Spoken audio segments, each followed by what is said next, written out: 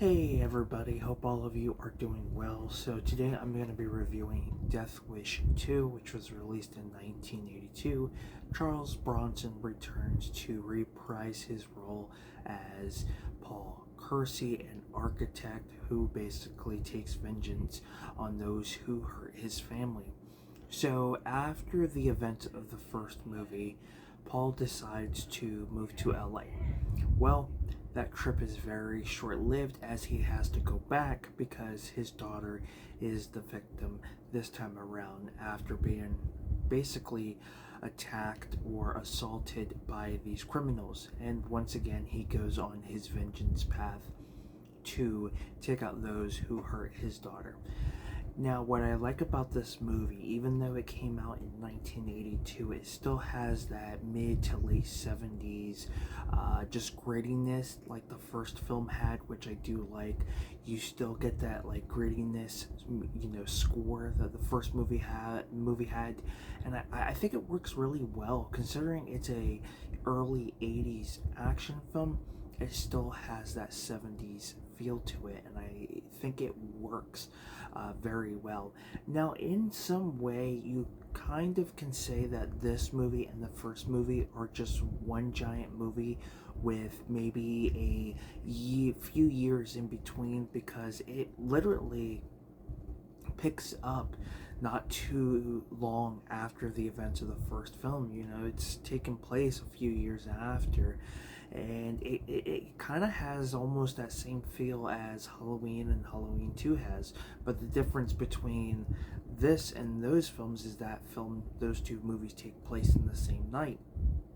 Excuse me. But I feel like with this, yes, you're gonna have that, mid-year, story gap, whatever you want to call it, in between the two movies, but I feel like it would work regardless. So those are the things I really do like about it. And of course, Charles Bronson's fantastic in this. The character of Paul is pretty much the same character that he is in the first movie. He's just got this very calm demeanor about him, and when he goes to take his vengeance on these criminals, he does everything he can to not be seen. And when you think he's outnumbered, he's able to outsmart his enemies. And that's what I like about these first two movies in the franchise, is that just how calm he can be, and how he's able to do everything he can for witnesses not to be able to see him. And when you think he's doesn't have the upper hand, he tends to have the upper hand, and I think it works very, very well. I kind of wish I could say more about this movie, but considering that this movie is just pretty much the same as the first movie, the only difference we're getting is pretty much is just continuing on his story, with his daughter being the latest victim. Now, as a whole, what I can say about the first two films is that I find it to be just really fun and just entertaining, and just, as I stated before, that grittiness just absolutely works compared to a lot of vengeance type films that come out. For example, you've got Taken, Peppermint, and things like that. What I feel is that those characters, they get the emotions to those characters get the best of them, and a lot of times mistakes are made. But with the first two Death Wish films, you don't get that. Yeah, there might be some moments where maybe a mistake or calculations were wrong, and he has to avoid getting hurt in some way, but it's not as he's letting his emotions get to him, and there's just mistake after mistake after mistake where you're yelling at the character like you would do with those films. No, you're rooting for Charles Bronson's character, and you're wanting to know what he's going to do next.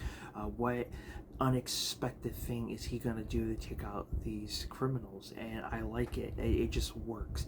And I feel like whoever decided it was a good idea to continue that grittiness that the first movie had, kudos to them, because it definitely worked. Now, of course, as we progress through the other films in the franchise, we kind of get away from that grittiness, and I think we go more towards like the cheesiness, almost cartoonish in some way. Excuse me. But I'll discuss that as we, get into those reviews. But Death Wish 2, I think, is a really great follow-up to the first film.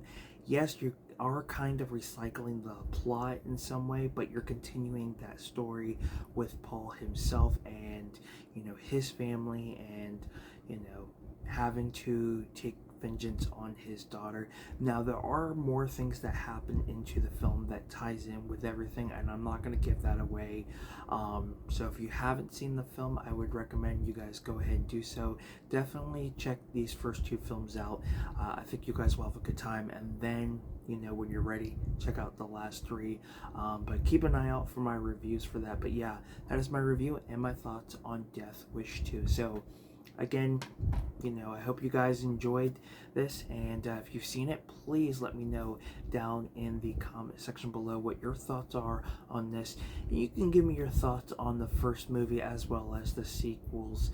I would love to hear your guys' opinion, and yeah, wish I could say more. Definitely hit that subscribe button so you guys are notified when I upload another video, and you guys can definitely interact with my channel if you're into like collection updates, unboxings, movie reviews, and just anything that's kind of movie and TV related. Then go ahead and hit that subscribe button.